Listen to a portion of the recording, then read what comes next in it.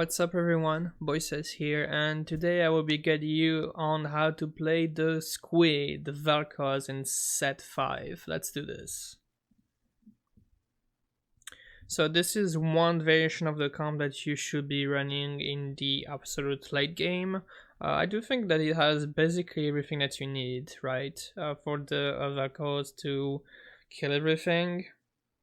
You have the rare to have some shield, you have the redeem mystic with the kindred in case he dies to random karma or something like that. You have the Garen to shred the magic resists out to the front line so you can get through it. You have the Zara for Spellweaver and additional CC. With all those units, the Velkoz should be able to ult at least twice, if not more, to basically kill everything. In my opinion, this is the best install that you can have for Velkoz, being Spear of Trojan, Shadow, Gauntlet, and Gunblade, so you heal every time you hold. Yeah, this is gonna do a ton of damage, especially if you have the Trojan.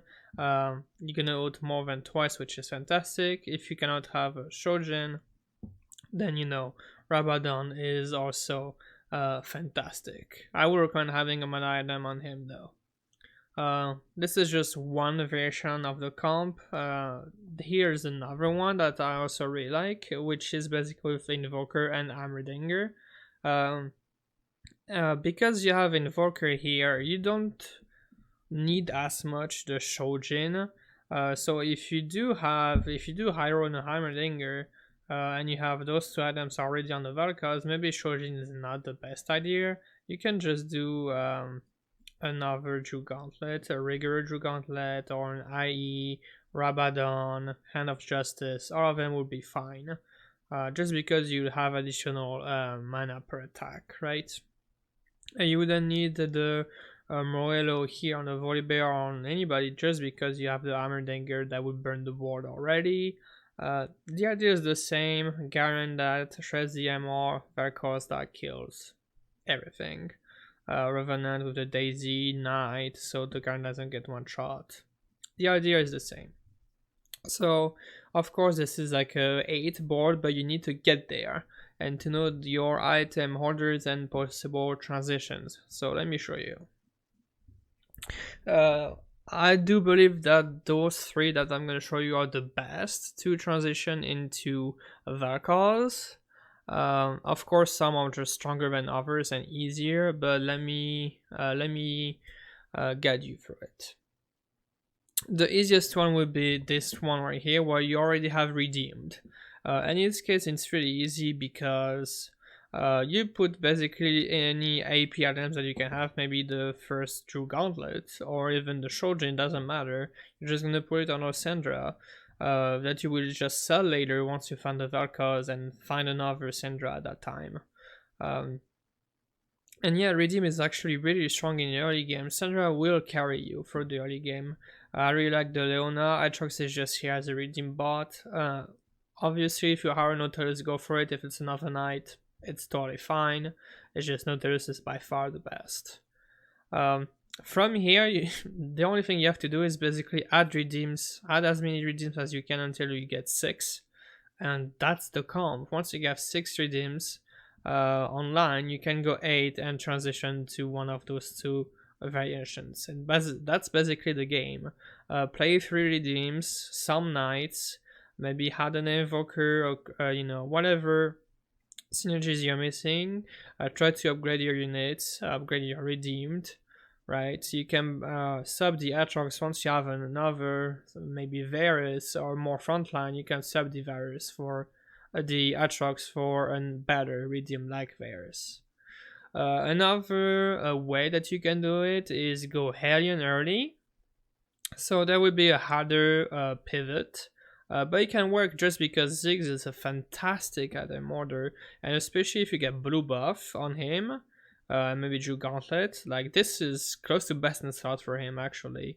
It will carry you. It will carry you for sure. I wouldn't go for 5 Alien here. I would just stay at 3. All you need now is basically a front line. So if you have Nautilus, you get even Knight with the Poppy.